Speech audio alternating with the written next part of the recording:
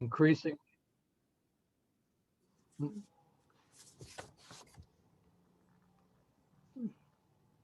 Sorry about that. Following college, Frank and Joy settled in Lake County in 1980. Here they raised their family and became increasingly involved in the local community. Frank served as vice president of Lake County Education Association and vice chair of the Florida Education Association Governmental Relations Committee. Since then, Frank has served 4 years as a board member and communications director for the Golden Triangle Democratic Club. He also serves as a board member for the Lake Voices of Reason, a group instrumental in preventing the Lake County Commission from carting in and installing a Confederate statue memorial in Tavares in 2020. And with that, I'd like to turn this over to Frank. Good evening, everybody, and thank you for attending. I want to start off by thanking the Interfaith Council of Lake County for putting on this timely program. The subject of the Gaza-Israeli strife is being discussed around dinner tables, and it's the subject of conversations between neighbors. It's an old subject. Our objective here tonight is to shine some light. Now, there's going to be a few rules of the road as we approach this forum tonight. Again, I'm going to reiterate that everybody should please mute except for the forum participants so that there's no extraneous noises to distract. During the program, if you have a question, please type it into the chat room on the Zoom here. The chat room feature is located by dragging your cursor, if you're on a computer, down toward the center bottom of your screen, and you'll see it pop up, and you can just type right in there. Then at the end of the period, we'll use those questions. Anwar and Dennis will be selecting them to be answered by the panelists. During the program, if you have that question, be sure to jot it down. First, there will be a round with each panel member speaking for 4 minutes. And they will be able to respond to first we have 4 minutes, and following that, there will be a second round of 4 minutes to respond to previous comments or to expand on one's original thoughts. Now, during that time, we're going to be a little lenient on the second round and let people talk back and forth and crosstalk and so forth, because that's the best part of a discussion, is sharing the ideas. In the last part of the program, your questions will be selected from the chat room by Anwar and Dennis, and then the questions will be posed to the panelists. And now to begin. We are fortunate to have some wonderful panelists tonight. Allow me to introduce our distinguished presenters. We have with us Imam Dr. Shady Mohammed Alshorman. Imam Shady is currently the Imam of the Islamic Center of South Lake County. He is originally from Jordan and has been living in America since 2006. Imam Shady has his PhD in Islamic Studies from the Graduate Theological Foundation and is working on another PhD in religious education at Fordham University in New York. He is a certified Arabic and Quranic teacher. He is the co-founder of the Interfaith Council here in Lake County. We also have with us Reverend Drew Willard. Reverend Willard is an ordained minister of the United Church of Christ, who is currently an artist and storytelling evangelist. After service in the U.S. Army, he received his Master's of Divinity from Lancaster Theological Seminary in Pennsylvania and served churches in Connecticut and Florida. Biblical storytelling and graphic arts have been important interpretive skills he brings to ministry. Since the 1990s, he has been performing his own paraphrased translations of the Gospels and has used his drawings for PowerPoint presentations for liturgical readings, as well as bulletin cover illustrations. He has organized and participated in numerous interfaith worship events, including evenings of sacred storytelling with storytellers from other faiths. We also have with us Lara Abu Ghannam. Lara is a daughter of Muslim Palestinian immigrants who taught her how to be hardworking, strong, and determined in the face of adversity. Raised in the American South and the post 9/11 world, and growing up to the news stories of the occupation of Palestine, Lara has found herself committed to challenging bigotry and racism from a very early age, eventually leading her to joining grassroots organizing at the age of 13. Her path led her to law school, where she received and was the sole candidate for the Certificate in Human Rights and Global Justice Studies, and is now a bar licensed attorney. Her activism and work are focused on challenging international human rights violations, government surveillance, police brutality, Islamophobia, and Orientalism. Lara is based out of Orlando, where she sits as the Central Florida Regional Coordinator for the Council on American Islamic Relations here in Florida. We also have with us Mort and Hess. Mort is a retired actuary from Albany, New York. Let me repronounce that, Albany, New York, sorry. Now living here in Lake County. Mort spent his preteen years in the city before moving to upstate New York. His undergrad was in Albany and postgrad work in Syracuse in the mathematics field. He completed his education with a master's in actuarial science from Northeastern in Boston. Morton is also a fellow of the Society of Actuaries. Mort has been married to his wife since 1973. And Mort, I should point out, you identified your wife as your beautiful wife. Nice job. And together they have faithfully instructed the other members and spouses of the Education Committee on all the ins and outs of preparing and serving a tradition, Seder meal. Other interfaith Lake County events that Mort has participated in include forums, prayer services, and most recently, evenings of sacred storytelling. His lifelong hobby has been the theater, where he has been performing for more than 60 years in a variety of settings and a variety of roles. And those are our four panelists tonight. So let's get started. Now, we are fortunate to have this good panel tonight. And in your presentations tonight, panel, I'd like you to touch upon three specific things, if you could. And not required, but if you think about it. One, why do you feel it's important to participate in this type of forum? Two, what is your general assessment of the Gaza-Israeli conflict? And three, what solutions do you see for the short, medium, and long term? Now that's a lot to chew on, of course, and you may respond in any way that you feel is helpful or choose a completely different approach to the topic. Let's begin. Ladies and gentlemen, let's start with Imam Shady Alshorman. Imam? Yes, good evening, everyone. I would like to start by this prayer. In the name of Allah, the beneficent, the merciful, praise be to the Lord of the universe who has created us and made us into tribes and nations that we may know each other, not that we may despite each other. If the enemy incline towards peace, do thou also incline toward peace and trust in God. And the servants of God, most gracious, are those who walk on earth in humility. And when we address them, we say peace.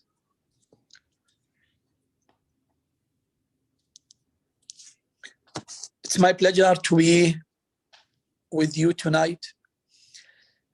Islam was never ever an enemy of Judaism. Islam's relationship with Judaism is completely based on affection, love, and freedom of belief. Judaism is one of the three monotheistic religions. Jews, Muslims, and Christians in Palestine share languages, history, land, culture, food, and drink. Jews and Christians have lived with Muslims and still live with them in countries such as Yemen, Iraq, Jordan, and Morocco. Muslims family holds the key of the Church of the Holy Sepulchre in Jerusalem.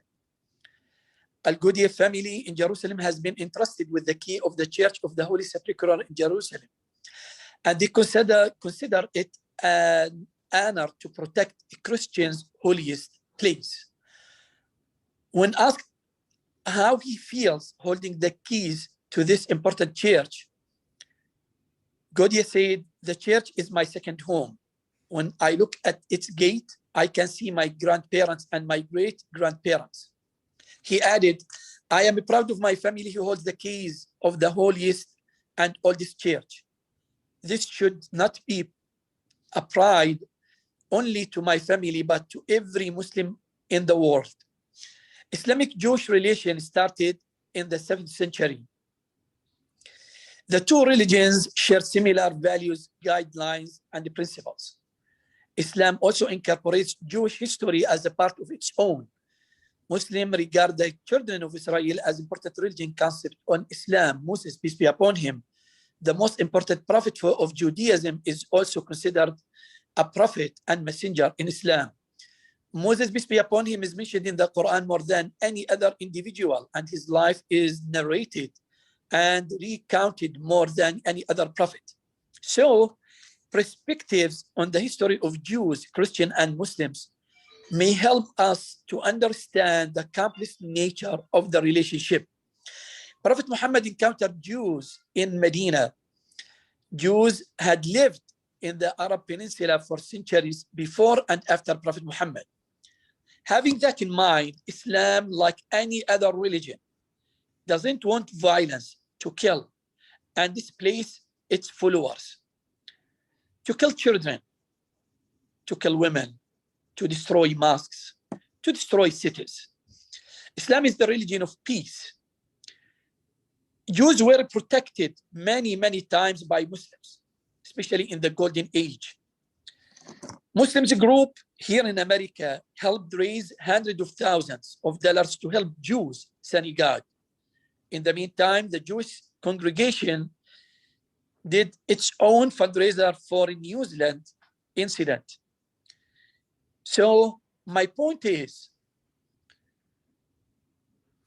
in this crucial time,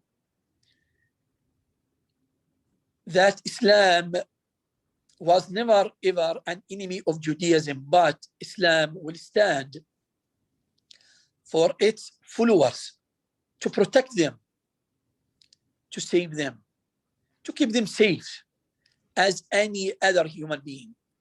What we see every single day in the TV make us grieving, so much sad. I don't know what to say, but I would like to ask everyone this is simple, basic question. Can Jews, Christians, and Muslims live together again with peace? In Islam, my brothers, my sisters, Jerusalem is a very special place. Jerusalem is the third holiest site in Islam, after Mecca, after Medina, and the third holiest place is Jerusalem. Jerusalem is one of the three mosques towards which a religious journey is allowed in Islam. Al-Masjid al-Aqsa, the Masjid al-Aqsa or Al-Aqsa Mosque, it's only masjid in the Quran mentioned by name. Jerusalem also, it is the second masjid or mosque ever built. Jerusalem for Muslims was the first Qibla direction. People used to face their prayer toward Jerusalem. Jerusalem also, when Prophet Muhammad, peace be upon him, was taking on the journey of the night from Mecca to Jerusalem. Jerusalem for Muslims also, the land around it is blessed. Jerusalem for Muslims, it is where the prophets and messengers intended and migrated to. For Muslims, Al-Aqsa Mosque is the abad of the Allah of the prophets. So this is what I wanted to share with you tonight, that in Palestine, in Jerusalem, we pray for them to live with peace, to live peacefully, and to live with each other as any part, as we live here in Lake County, Muslim, Jews, Christians, and many other religions. I think if we follow our religions, we are going to live peacefully. Thank you. Thank you, Imam. We'll go to our next speaker at this time, and I'm going to call upon Reverend Drew Willard. Reverend Willard, if you would take your 4 minutes, please.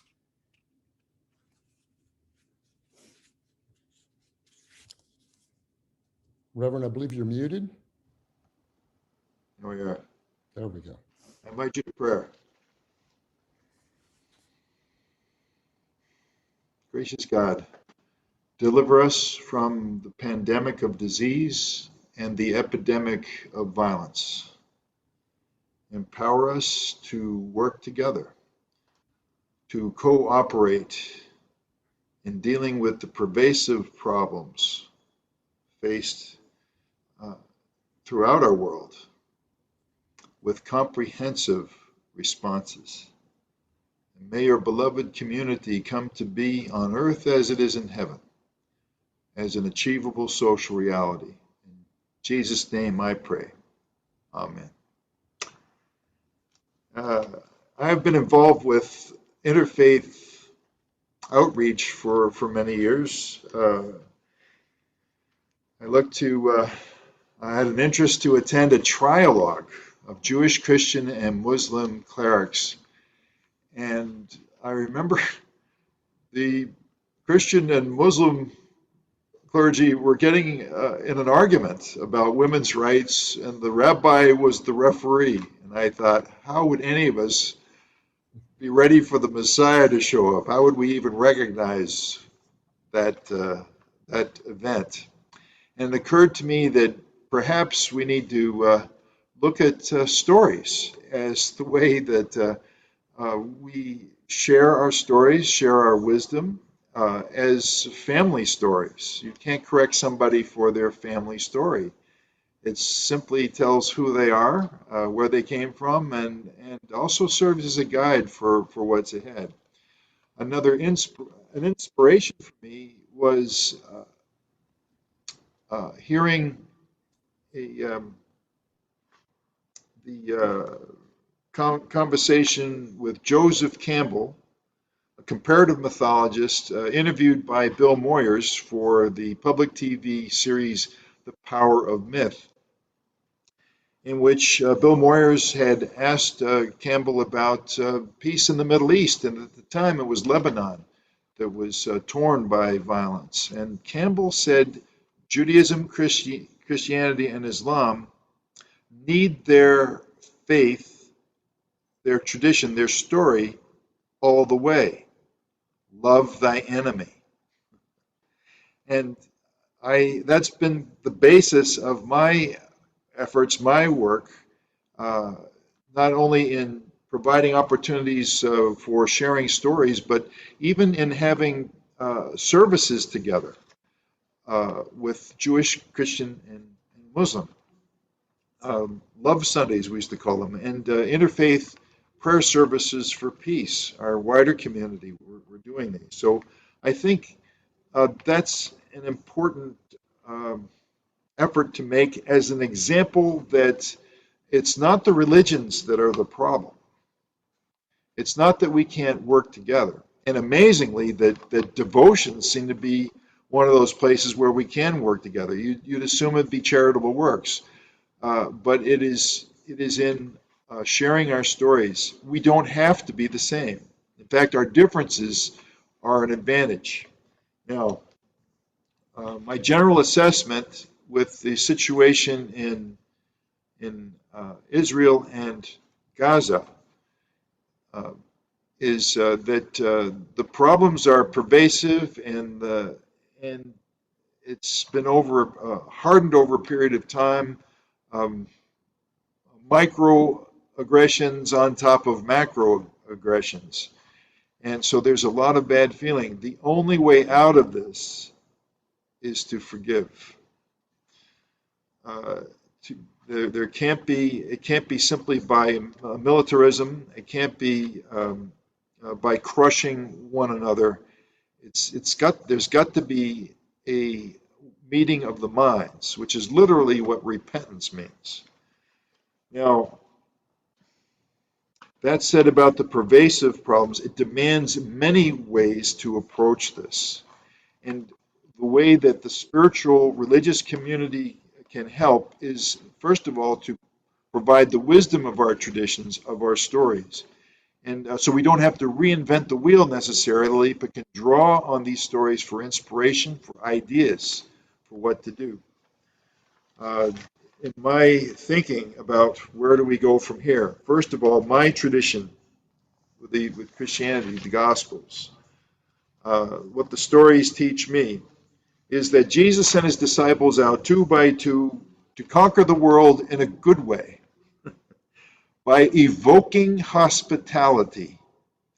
They were sent out with no money bag or extra clothes, and not to talk to others on the road, which meant they were to focus on the homes that they would visit, that they were there to help plant communities of faith, and that these were not just simply homeless people sent out. They were trained homeless people who were sent out to drive out evil spirits, to heal people in their distress, even if it's basic first aid, and to plant these seeds of beloved community, which is through the songs and stories of the faith. And all this was a strategy, again, to evoke hospitality. Now, traveling 2 by 2 these days is not so convenient, but Zoom helps us to reach across the distances and to reach diverse communities. Now, some stories that have provided some perspective for me in this current but ongoing crisis for Palestinians and Israelis include Jesus' teaching of binding up the strong man, binding up not necessarily people, binding up the evil spirit of manipulation, coercion, militarism, corruption. Jesus' exorcism of the man with a legion of demons is about unbinding a strong young man who has no job or prospects for a future, who gets caught up in criminality and even terrorism. Jesus' confrontation with the Syro-Phoenician woman of Greek heritage. In the first century, the memory of the Greek occupation would have been a bitter one. They were hated by the Judeans and Galileans. And Jesus was in that region. He was frustrated with his own people. They were not getting his message. Here he was. He gets away, and this Greek woman seeks him out and asks for help for her daughter. And he says to her, it's not right to give the children's food to the dogs, which would be part of the culture. He was a person of his culture. And she says, those puppies are waiting under the table for those little babies and dropping their crumbs. And Jesus said, you're speaking the truth. Your daughter is healed. And what that represents to me is that Jesus set the example for you can change your mind. You can learn and change from your prejudices. You can, and that's what repentance means. It means to change your mind. And binding up the strong man through the world, throughout the world, people are opting for strong men, giving up their freedom, and in the process, we're seeing this happen with Gaza and Jerusalem. They need to recognize their strong men have failed them, and they need to fire them for their counterproductive macho militarism and economic corruption. Perhaps it is time for both sides to listen to their women as political leaders, like Hanan Ashrawi among the Palestinians, and Omer Yankelevich, if I got that name right, an Orthodox woman in the Knesset. Okay, I'm not saying I know necessarily that they're qualified or whatever, but these are voices in the political systems on either side. And the idea is to have a different set of priorities, i.e., the top priority should be the next generation. Stable homes rebuilt with Israeli help, not settlements alone on disputed land for Israelis, but for Palestinians too. Jobs, education, cooperation, an integrated society, 2 states, but acting as one nation. Mutual defense and mutual economic benefit. When I was a child, we moved to Sprague Avenue, South Plainfield, New Jersey, the same week a Jewish family moved in next door. The Willards and the Salants got along so well that our dads built a wooden rail fence around both houses with a gate that opened to the fields beyond, with no fence between. The Willards and the Salants are friends to this day, even though we've moved on from that particular neighborhood. Families, two houses, two family histories and stories, and that would be my hope for Israel-Palestine. And if this is not too controversial, there needs to be a place in Jerusalem for the Palestinians to call their capital. It's the capital of the world. Why not? And I think that would be my hope for Israel. This two states, but with a fluid border, they should be working with each other. Amen. Thank you, Reverend. I appreciate that. We'll now go on to our next panelist, and that would be Mr. Mort Hess. Mort? Thank you. Hine ma tovu manayim shevet achim gam yachad. The prophetic vision, how good and how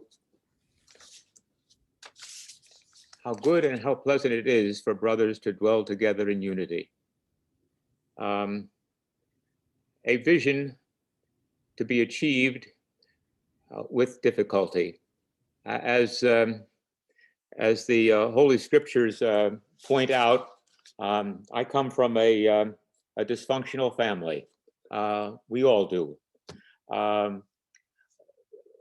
Brotherhood is not easily attained. We can start off with Cain and Abel.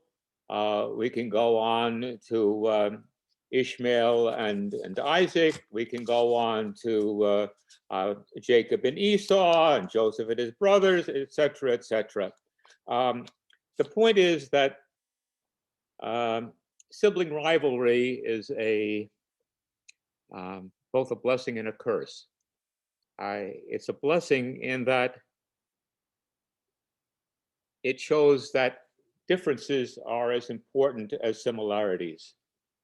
And it is important that except in the first item that I mentioned there, the Cain and Abel thing, brothers, after being separated, were able to get along. In other words, they lived adjacently, sometimes together, but separate. At least they had their own areas where they were dominant and could say, this is mine. I can share peaceably with my brother, but I've got my part and he's got his part, etc., etc. One of the promises of the United States was that we would try to get to the utopia where brothers could dwell together in unity, but separately. In other words, where each acknowledges that the brother has the same rights that that one person demands for himself. Where one must be dominant over the other is going to be bad business all the way around. After the flood, I mean, there were only 3 brothers in the whole world. Did they live together? No, they went separately. So that what we have in Israel in general here is a situation where it is not good for one side to feel they have to rule the other. As a matter of fact, I know Israel doesn't want to rule Palestinians. Right now in the West Bank, in Gaza, and 95% of the Palestinians are in fact under the local rule of the Palestinian Authority and Hamas and what have you, rather than directly under Israel for services in general, and it's all the civil government. I was almost 11 in 1947, the end of 1947. There could have been a Palestinian state right then, but that was not to be. As the Imam Shady pointed out, for 1800 years, in general, the Jewish population in Islamic territories were treated much more favorably than under the Christian than in the Christian territories. As a matter of fact, it was only until the 30s when, as a result of Nazi Germany's ambitions, that more virulent anti-Jewish sentiment started to appear in the within the Islamic community in Palestine. There have been several opportunities since 1948 for the establishment of a Palestinian state. Each has been rejected by the Palestinians because it was all or nothing. I remember, the slogan still is from the river to the sea. As long as the Palestinian movement endorses the eradication of the Jewish state and the elimination of the Jews in many respects, there can be no peace here. I'm most concerned that over the years, the Jewish attitudes have changed. 30 years ago, let's say, there was almost a universal thing. All right, as soon as the Arabs want to make peace, we'll make peace. Now, unfortunately, the politicians, the Jewish politicians, some of them anyway, as well as the Arab politicians, find that it's easier to point the finger and say all your problems are their fault, rather than to actually try to make things better for their own populations. So the current thing was a combination of political machinations on both sides, in my opinion, anyway. There was an election in Israel where it looked like one of the Arab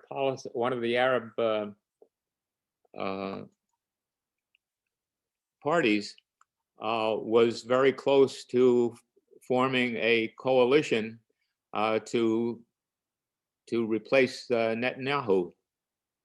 He wouldn't have none of that. So he had to be a little harder in response to Arab provocations and what have you. So, and then of course Hamas wants to I'm going to be the leader of the Palestinians, of the whole Arab thing. So they had to start throwing rockets, and then there's this and that, and everyone, all the politicians took their opportunity to try and solidify their own political agendas, as opposed to trying to find peace and prosperity for their respective constituencies. I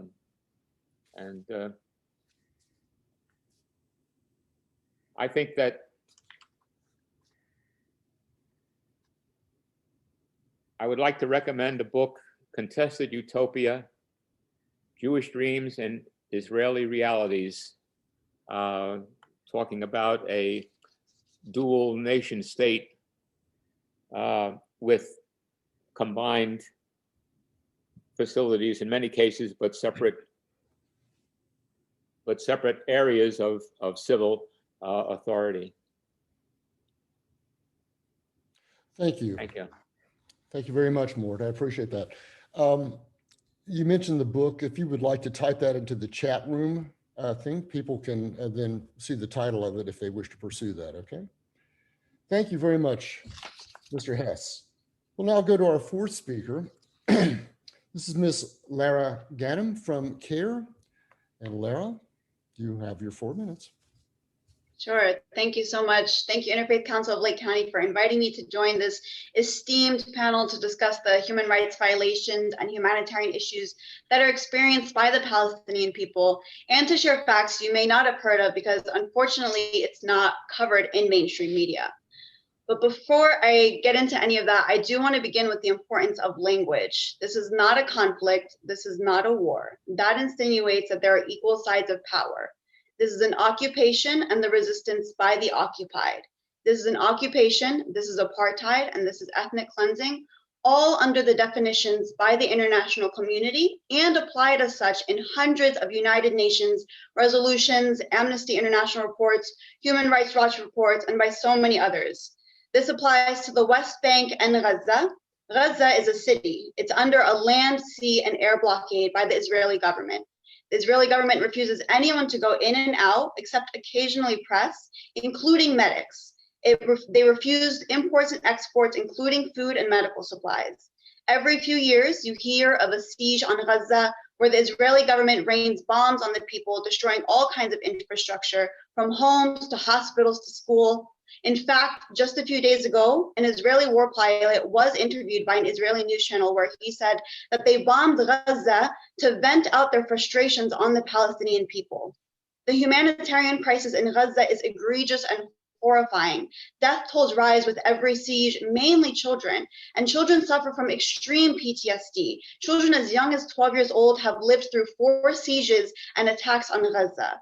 Now, can you imagine that? Having lived through the horrors of bombs going off, destroying homes and their schools, losing family members with each siege. I cannot imagine that trauma and horror.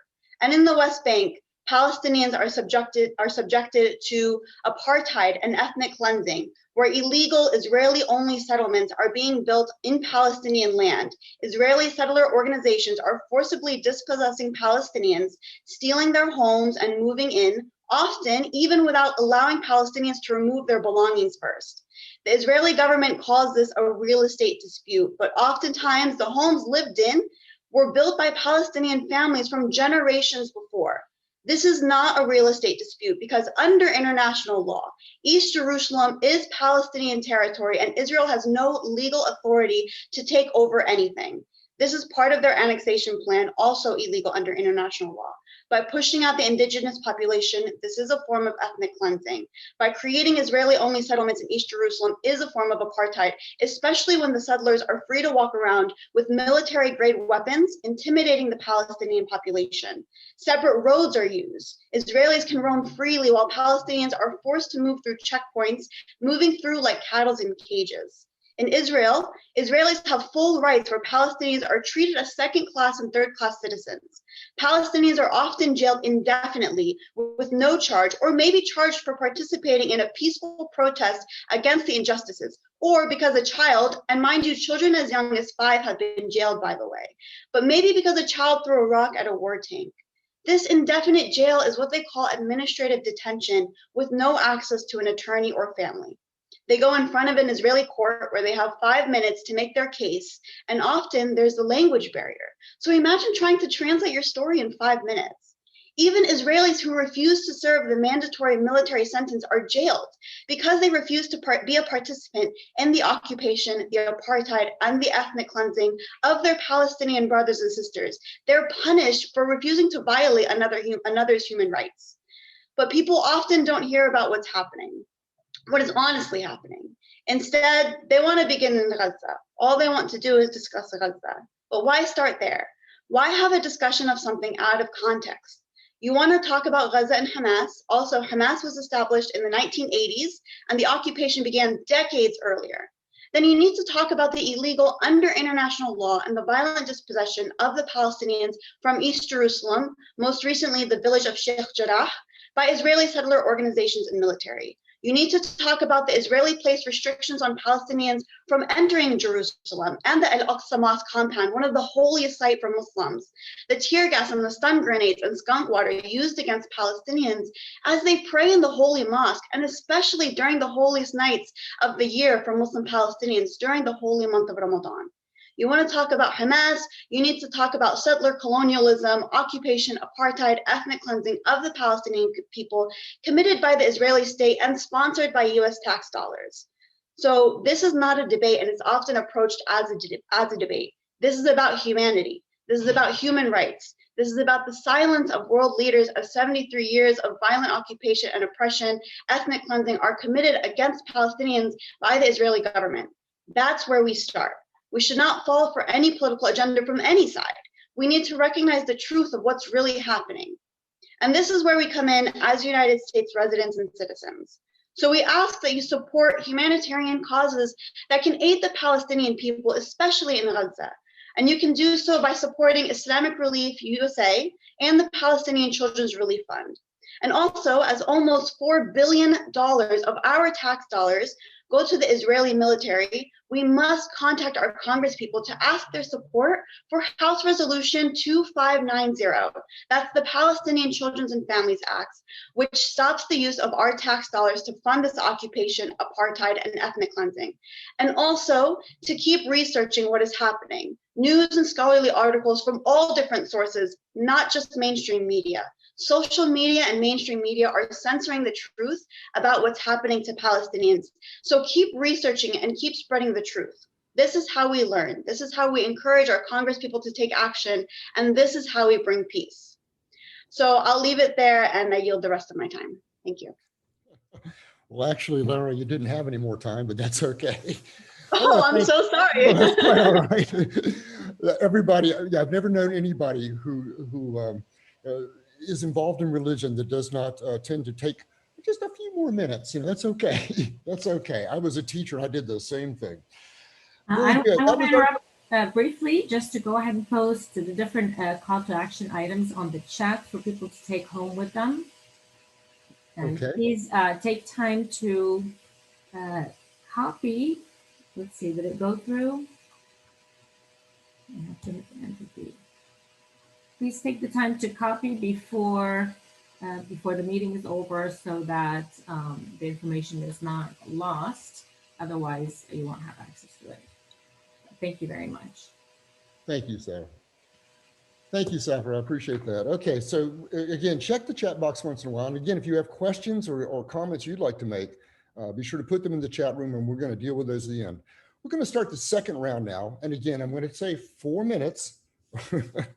When you see the yellow card, you know, it's time to start thinking about how to wrap it up. But this time we're going to allow some cross-talking. Now this can get a little, you know, in Zoom, it's a little more difficult than it is sitting across from a table. I'm going to ask that you be patient with each other and polite and so forth. We're going to start over again with our first speaker, Imam Shady Alshorman. Imam, you have the floor for 4 minutes. And again, others may ask questions or may interject, but do so briefly if you could. Imam? Yes, I am here. I'm wondering if anybody has any question. Agree.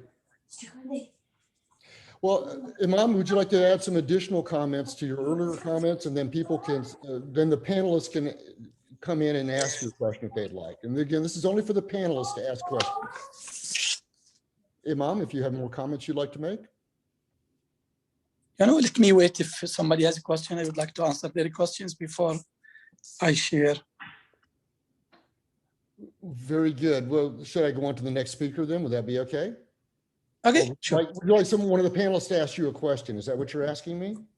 Yeah, if there is any question for me, I would be more than happy to answer. Very good. Of the other 3 panelists, would you like to ask a question of the Imam?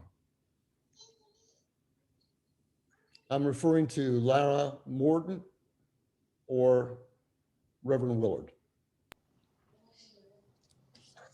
Shady, what are some stories that inspire you for what can be done in the situation that we're faced, and especially given what the issues related to what Lara has lifted up. Yeah, actually, I like what Lara said, but sometimes as educators or religious ministers, this issue is totally now like with politics. I wish we can, as a religious leader, can solve this problem, but politics plays, the major role in that. But for us as, religious leaders, we have no problem. We can live with each other. We understand each other, perfectly. We are seeking peace for everyone. But now the politics and misunderstand or fabricate our religions, and this is, the major point. I don't think so. There is any religion says, okay, you go and take any other land or evacuate, its people, and my book or my scripture says that. Absolutely, our scriptures don't say that. Very good. Imam, would you also like to address, in your time that you have, what solutions do you see for the long term, the short term, and the medium term in the Gaza-Israeli conflict? I think it's a tough question. I think we should have patience, pray for them, supplicate, and we should be united, raise our voice. And I think the issue now is not like before. This time is completely different. Even my students here in America, keep asking me about what's going on. Before everything used to be hidden. Nobody knows what's going on in Gaza, in Jerusalem, about the crimes, happened there. Nobody knows. But unfortunately now, everybody knows what's going on. One, two, the children in Gaza, nowadays are playing a magnificent job how to express their struggling, suffering, what they are facing. I think now everything is going to be different. Everything is doing, and we see what happened and the war stopped because, people use the social media, people talk, people post. Another thing, I think we should put, politics aside and try to bring peace among people in, Palestine, either Jews, Christian, and Muslims. They can live with, with peace. They can live with peace. Do you still support the two-state solution that has long been the American objective foreign policy in the Middle East? I don't know what to say about that. Okay. Yeah, but, I think, the people in Palestine are the one who can judge these solutions, accept this solution because they know what's going on and they know if this is, good for them or not. Very good. I'm sorry. Just a second. What, dear? Okay. Very good. Are there other questions for the Imam from the panel? Imam Shady, do you have any additional comments you'd like to make? Oh, no, I am okay. Okay, very good. Thank you very much. Let's go on to our next speaker, Reverend Drew Willard. And again, I want to ask the panelists to consider the three questions I posed earlier. Why do you feel that this particular type of forum is important for people to participate in? What is your general assessment of the Gaza? And most of you have talked about Gaza-Israeli situation pretty clearly. And finally, what solutions do you see for the short, medium, and long term in the Gaza-Israeli conflict? And I'll go to Reverend Drew Willard, please.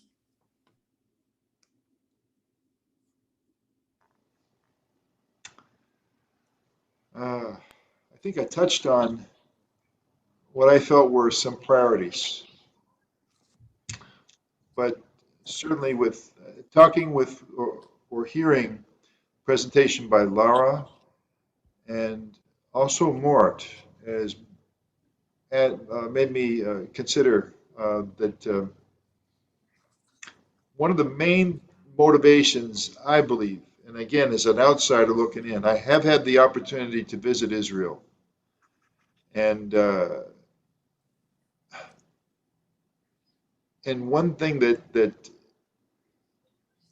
is an impression that has stayed with me, the notion of never again, and going to Masada, visiting Masada, and what I know of the story of never again, and how the not the biblical but the historical event of the Holocaust informs much of Israel's policy, and the fear and resilience never to allow something like that again. And I think, to me, the Holocaust stands as an example for all situations where a people has been subject to genocide. And it happened to them, but that stands as an example for us all to prevent this kind of thing from happening to any people. And the thing is, though, we're seeing this happen to the Palestinian people. Perhaps not in the extent that Jewish people of Europe were subject to. But Lara used the term apartheid. And why these policies go against the basic teachings of the prophet, certainly the prophets who sought out social justice, challenged their kings to be just. At the same time, I'm hearing the obstinance of resistance, the unwillingness to compromise on either side. The role of Hamas as being, and I mentioned before, the notion of the strong man, the powerful one who uses violence to impose their will, as opposed to those who courageously enter the hostile territory to speak their truth. And I think that's the kind of thing that needs to happen more and more. There's a really important story in history with the Crusades, where Christians were invading Palestine. And one of the stories about an invasion of Egypt, where Francis of Assisi went along to see what these Crusades were about. And he was inspired to cross the desert to speak to the Sultan of Egypt. And he was received. And I think more of that kind of thing needs to happen. I've said that the problems are pervasive. It demands comprehensive responses. I think that means the comprehensive responses need to be on a personal level. Individuals crossing the lines to try to reach understanding, and that's dangerous territory because that person can be seen as a traitor. But I think that's part of what interfaith outreach tries to do, is to cross the division of ignorance, of fear, and find the humanity of the other, to transform an enemy into a friend. And I think anyway, that's kind of an intermediate goal. But I think again, I wanted to remember the significance of the Holocaust and the role and the importance of that for the Israeli people, but the reality also for the Palestinian people of homes destroyed, and where we need to go with that to change, to recognize these fears and the pain and the hatred, and how do we cross the abyss of these negative emotions to find a way through. Reverend, to be fair, since I asked the question of the Imam, since the latter part of the Truman administration, the United States foreign policy is largely being geared toward trying to establish a two-state solution for the Israeli-Palestinian issue. Sometimes we've come close to it. Sometimes we're further away from it. We're very far away from it right now. Do you still support the two-state solution? Do you think the United States should continue that foreign policy goal? It's controversial. I don't know quite what the way ahead with that is. I've seen, I think there was a plan that perhaps it was one that Clinton facilitated between Rabin and Arafat. And the thing is, it was a patchwork. It looked like a quilt. And that was. I'm going to ask the observers to please mute yourselves, and except for the panelists right now. Go ahead and continue, Reverend. Okay. I think there needs to be substantial land that the Palestinians have. But I think that if that is going to happen, there needs to be a lot of trust established for that to take place. But I think it's unfair to have this patchwork of places that are Palestinian. Right now it's Gaza, but I think there needs to be a serious affirmation of the other and what they need to have a viable nation. And Jerusalem being part of that. Jerusalem's a sticky one. Do any of the other panelists have a question for Reverend Willard? Very good. Thank you, Reverend. I appreciate that. We'll go on to our third. I have a question, if you don't mind. Oh, I'm sorry. Yes, go ahead, please. Okay, Pastor, do you think that a Christian can, in Jerusalem, can bring peace between Jews and Muslims? Well, I have a graphic when I've done for the interfaith storytelling, and there's the Star of David and the half moon of Islam, and in between is a cross that looks like a plus sign. So yeah. I hope so. Very good. Well, thank you very much, Reverend Willard. Let's go to our third speaker now, and this would be Mr. Mort Hess. Mr. Hess, you have 4 minutes. And again, I ask you to think about solutions, short, medium, and long term. I think that I want to thank Kara's presentation there as an example of one of the central issues that are blocking a peaceful solution here, and that is that both sides must choose vision over victimhood.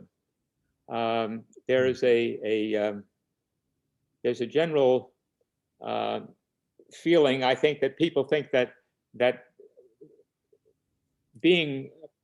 perceiving oneself as a victim somehow justifies acts that would otherwise be considered immoral.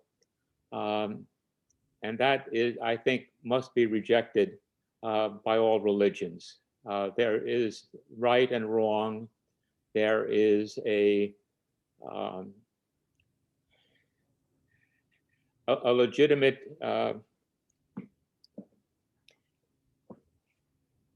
legitimate condemnation of taking lives.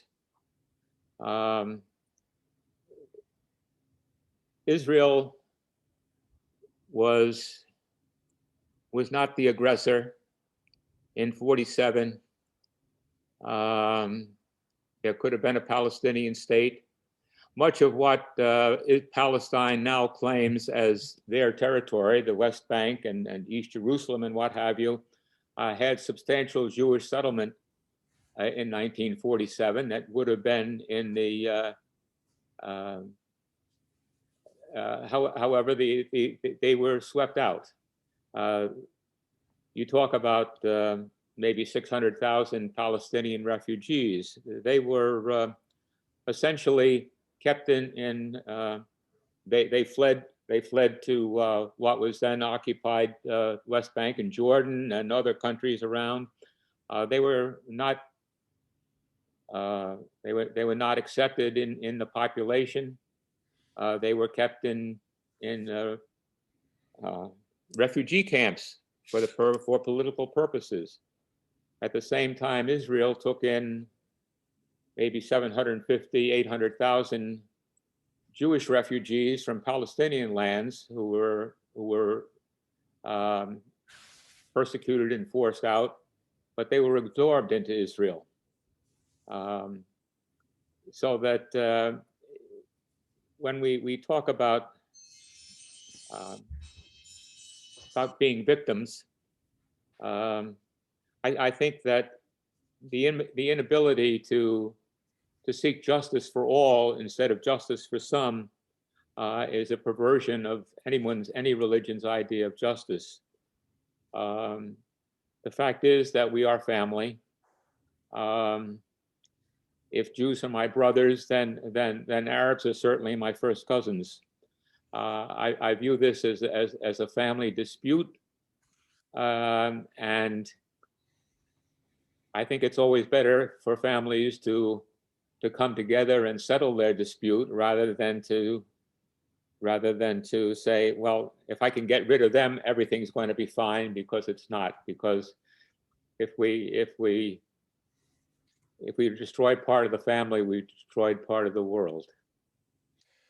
Mort, to be fair to everybody else too, the same question that I asked the Imam and the Reverend, President Biden yesterday reaffirmed the American foreign policy objective of an eventual two-state solution for the Middle East. Do you still think that the United States should pursue that goal with vigor? It depends on your definition of two-state. I think that there can be you can have separate civil authorities in different areas, but there should be a free economic and essentially joint, let's say, public infrastructure kinds of things that's common to the whole, but have separate areas where civil authority has the authority in that area, but that neither be exclusively Arab or Jewish, Muslim or Jewish or what have you, but that I still hope that brothers can dwell together in unity, if not absolute proximity. Thank you very much. And now we'll go to our final speaker. Again, Ms. Ghannam from CAIR. The floor is yours. And again, I ask you to think about solutions, short, medium, long-term. What can we do? Sure. Well, so I guess I want to say that, you know, we're addressing this from different religious perspectives, but we also have to look that this isn't necessarily a religious conflict, but it's a human rights issue. So there are Palestinian Muslims, Christians, and Jews who are being oppressed under this occupation by the Israeli government. What I would like to bring to people's attention is that both Mr. Hess and Reverend Willard have had the opportunity to visit Israel, but Palestinians are often refused by the Israeli government the right to return to Palestine, myself included. American Jews are actually invited by the Israeli government to travel to Israel. But when they go, they're not allowed to visit the West Bank to see what's really happening on the other side of the apartheid wall, to see the truth of the occupation and the apartheid and the ethnic cleansing. Many young American Jews are actually refusing to go on these so-called birthright trips because they don't want to be a participant in the occupation, the apartheid, and the ethnic cleansing of Palestine. And while Americans of Jewish heritage are able to travel on these so-called birthright trips, Palestinians such as myself, who are forced into exile and living in the diaspora, such as the United States, are often refused re-entry to Palestine, even just for a visit. So neither government, let's be clear about this. I hope we're all on the same page about this, but neither government is a representation of the people on the ground. Not the Israeli government, not the Palestinian governments in the West Bank and in Gaza. Majority of the people on the ground want peace and they vie for peace. But you cannot have peace when an occupying power is abusing its power and not abiding by international law and human rights law. And, you know, we're talking about solutions, but none of us are living under the occupation. I may be a Palestinian, but I'm living here. I'm not living there. So I don't want to throw in a solution of what is best for people that are living under the occupation, because they should make that determination for themselves. But here in the United States, the solution is to hold the Israeli government accountable for their human rights violations. The international community has attempted to do this numerous times, including recently under the Trump administration, but the US continues to use their veto power and therefore no progress can be made. But once this move is made, once we're actually holding the powerful occupier accountable for their human rights violations, then the two sides can approach the peace process honestly and equally. So again, how can we get this done in the United States? This is where it comes to contacting Congress, asking them to support House Resolution 2590, asking them to stop the use of our US tax dollars to fund this occupation, because that is creating an imbalance of power. And you can't expect people to come to a peace process if they're not coming at it equally and with the same amount of power. So I guess that's my solution right now, is just follow the calls to action that were put in the chat, and hopefully with the push of social media and people are honestly telling what's happening in the occupied territories of Palestine and in Gaza, and even including in the state of Israel, hopefully we'll see the mainstream media picking it up, and hopefully that'll also put pressure on our US government to really hold their ally accountable and hopefully bring us to a more sensible peace process. Well, again, to be fair, but I think I know what your answer is going to be. Do you support the United States foreign policy objective, generational now, of a two-state solution for Israel? Yeah, you're right. My answer is, you know, we're not living there. So if it's two states, it shouldn't be imposed on them if they don't want two states. If they want one state, that should be discussed by the government of the Israeli government and the Israeli people, and the Palestinian government and the Palestinian people. If they want a two-state solution, then there has to be coming to the table with the equal power and with the equal rights. Very good. Thank you for that answer. Do any of the panelists have questions for Lara? I do. Mort? Yeah, I think it's interesting that we're now talking about, well, it's not equal, but the Israelis are all oppressive and what have you, and what have you. The fact is that in 1947, 48, and I was alive then, I remember it, there was no question of, well, let the people decide. It was the Arab armies coming in and threatening to throw all the Jews into the sea, and I remember that quite vividly. And the matter of fact is that there is no Arab country politician that is willing to even think to express the possibility of a Jewish state.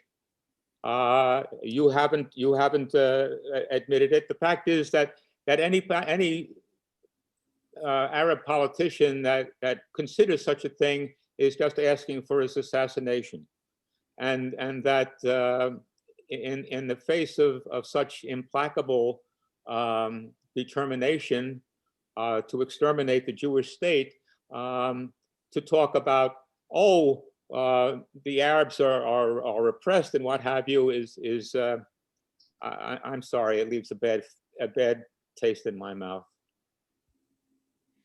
Okay. Lara, you can respond if you'd like. Well, with all due respect, Mr. Hess, you're speaking now about politics, and I'm not talking about government, this and that, and who said what 70 years ago. That's actually a different panel that we could have.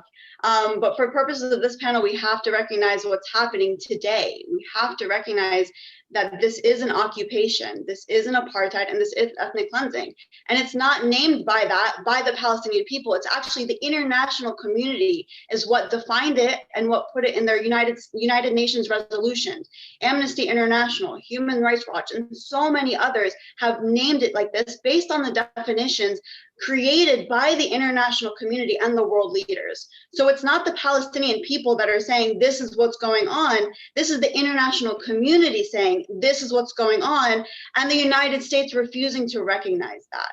So we could get into politics, but I don't think that that's necessarily the route that they wanted to take on this panel today. Well, Mort, would you I like to think respond? to eliminate the historical basis here and to say, oh, well, you talk about this is what the international community said. Well, the international community back in 1947 said there should be the partition, and the Arabs said no, we want it all. I mean, you know, Isaac and Jacob got this little piece of Canaan, and the Arabs got everything else, including all the oil. All we got was this land bridge that all the armies of the world were trampling over for 1,000 years. But apparently, even that is not an adequate patrimony from at least some of the Arab point of view. I can't accept that. I can't accept the idea that, first of all, from a religious perspective, the land does not belong to either the Jews or the Arabs. It belongs to the divine, and the people living in that land are expected to live up to the principles of religious brotherhood and human dignity and justice for everybody. No one wants to. No one. Certainly the Jews don't want to rule over Arabs anymore. But the fact is that for the past 70 years, Arab countries have made a part of their education of saying, oh, you know, we were robbed of our patrimony. As a matter of fact, before the war, there was no land occupied by Jews that hadn't been purchased from legitimate owners,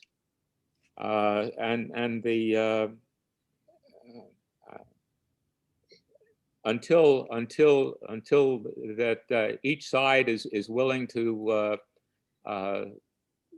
say that everyone has the same rights, then no one has any rights. I am more disturbed and critical about some of the Israeli government actions as you are, but I can and I can't justify them on the basis of Arab violence against Jews. But on the other hand, I too can't completely condemn them because, as you say, I'm not living there.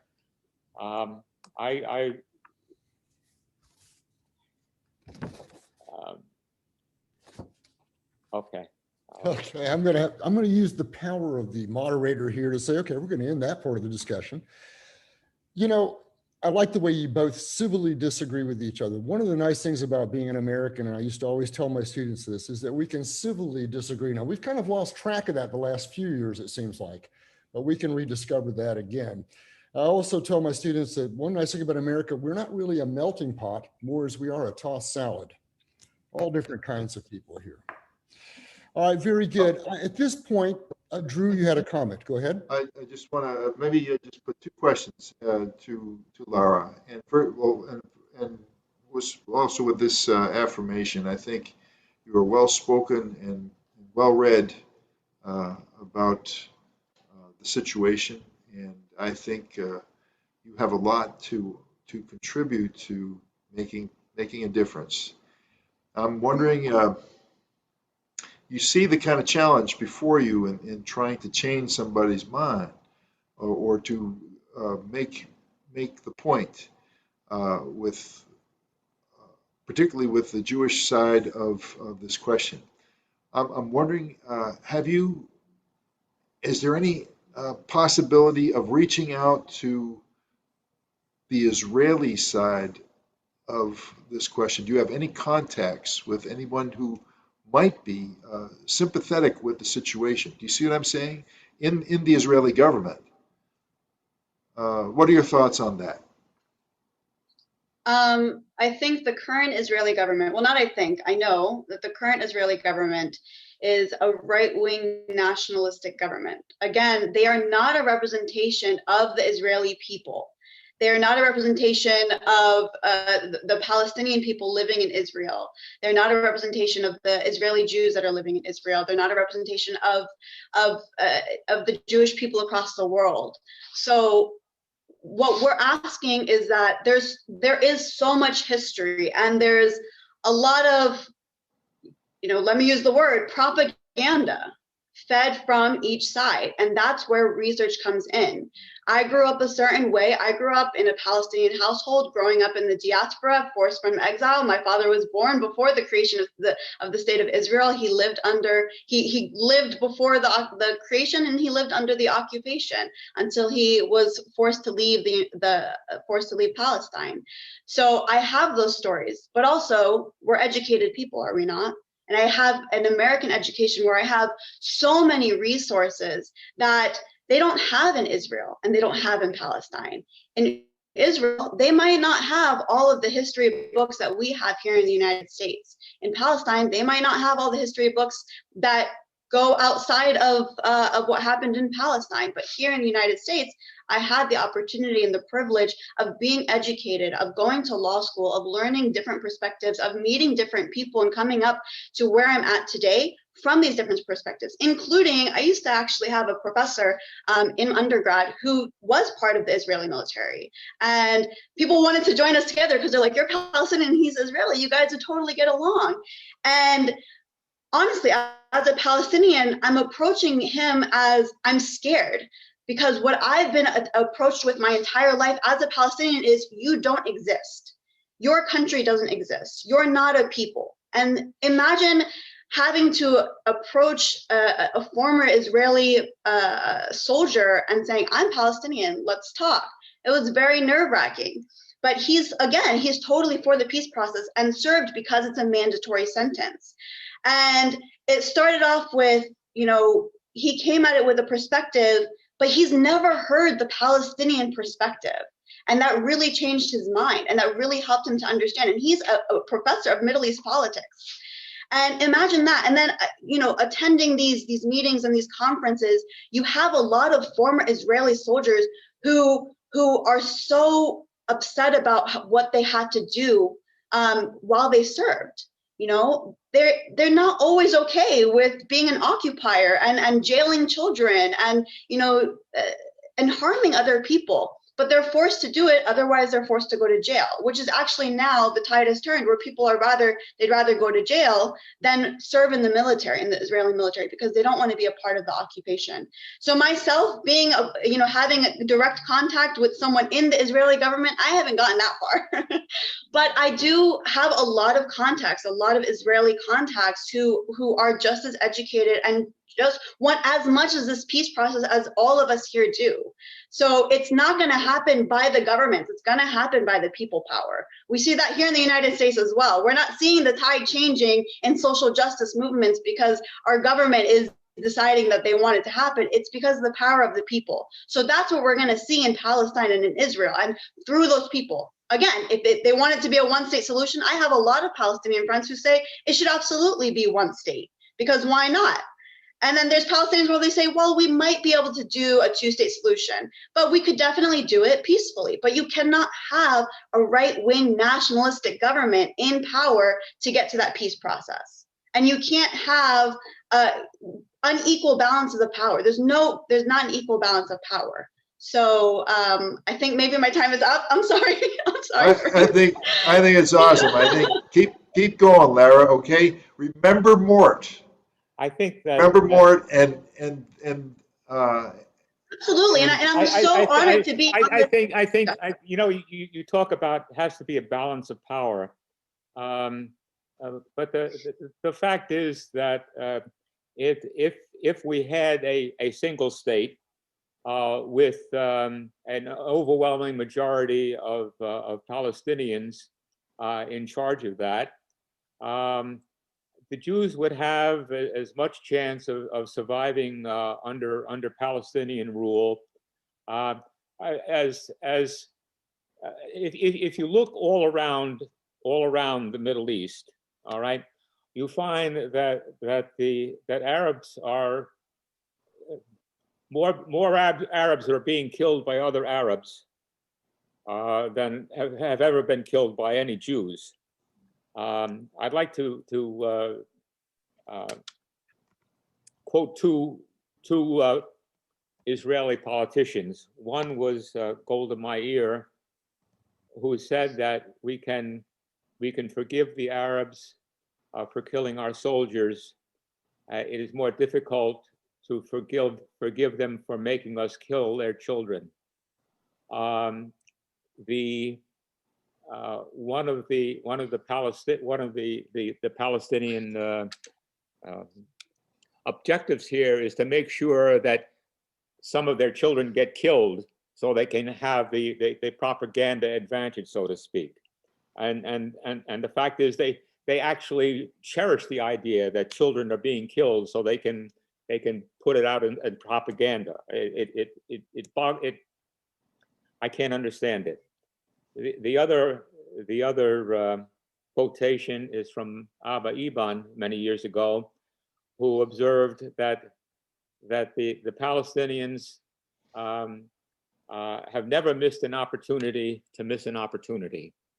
There have been many occasions where peace and a Palestinian state could have been established, and it's been denied every time because they're not willing to take anything except everything.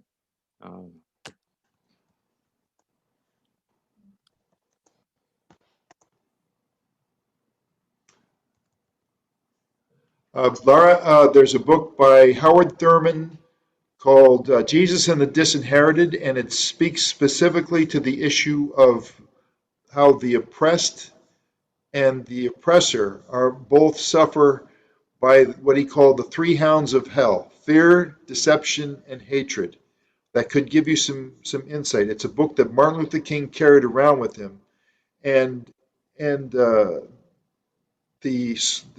answer, the suggested answer that he felt to this was the politics of love as a strategy. And the beloved community is it's not used in the book, but that is a term that comes from the civil rights era.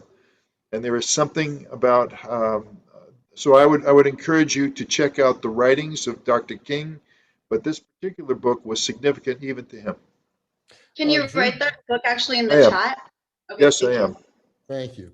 All right, at this point, I'm going to exercise my awesome power as moderator to say that we move on to question and answer time. And I'm going to look to Anwar and Dennis to see if did we have any questions in the chat, gentlemen? Thank you very much, Frank. Yes, there hasn't been any questions, or something is coming through now. Oh no, well now Imam Shady had to excuse himself. He had to move on for another appointment. So no questions, and no questions from participants at this time. All right. Can we at this point, Dennis, unmute the audience and let them pose questions by raising hands?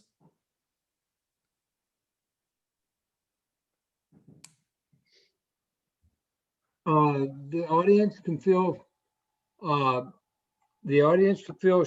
free at this time to unmute yourself. And if you have questions, please join in the conversation.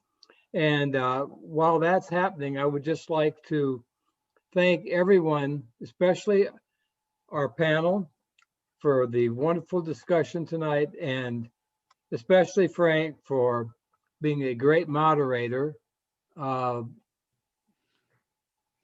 Okay, I do not see anything in chat, and I don't see any hands being raised right now. Oh, I If see we an old missed friend of that- mine, John Heinberg, up there. John, surely you have a question. Oh, okay.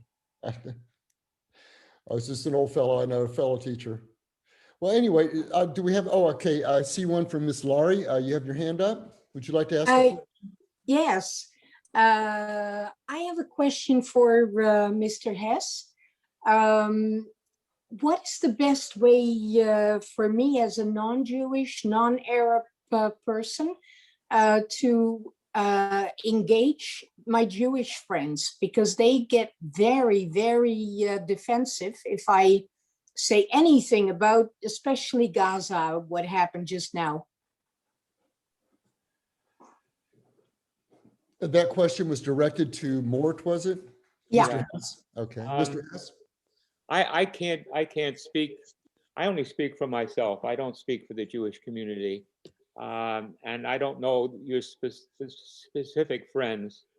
I know that one of the grave consequences for the American Jewish community, as opposed to the Israeli community, is that they the pressures of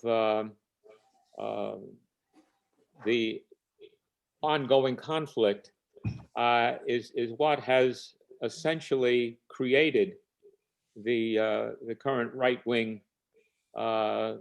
government in Israel that frankly I wouldn't want to live under. But on the other hand, that's a political situation, and I hesitate to criticize the politics of a country that I'm not living on, as Lara was saying, that she has the same thing in terms of not actually being on the ground, and neither of us really know the whole story of what's going on there. We get propaganda from both sides, and there are elements of truth in both sides and elements of exaggeration on both sides. Let's put it that way. But the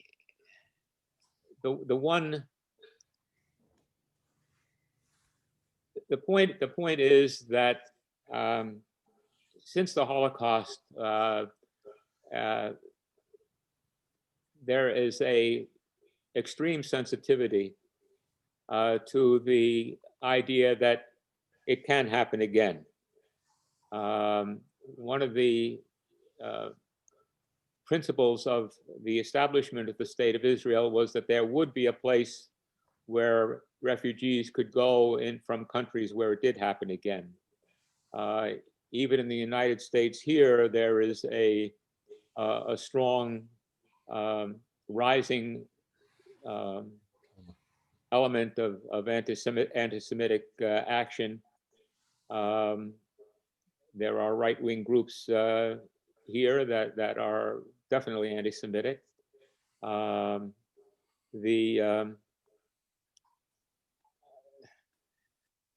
think that I can't surrender my belief in the common humanity of all of us. To me, and to most of the Jewish population, there was support, for example, for Muslim refugees to be brought to the United States, not because we thought that they might affect the politics against Israel, but because it was the right thing to do to protect refugees. I'd like to think that I'm a friend of the Muslim community in the United States. On the other hand, I cannot support actions which are aimed essentially at destroying and killing my fellow Jews in Israel. Thank you. I have tried, oh, can I ask one follow-up? Follow-up question, yes. I have tried posting on social media, especially amplifying Jewish Voice for Peace and J Street. Does that help? I don't know. I avoid I avoid the I avoid the social media as much as possible. I think that it has as much potential for mischief, more potential for mischief than for benefits. Very good. Are there any other questions from the audience? Just feel free to raise your hand or shout out so I can hear you. Again, you can unmute. Oh, Miss Laurie, did you have your hand up again? Nope. Okay. Well, I'm not seeing any more hands. So Dennis, I'm thinking this may be a good time to wrap it up.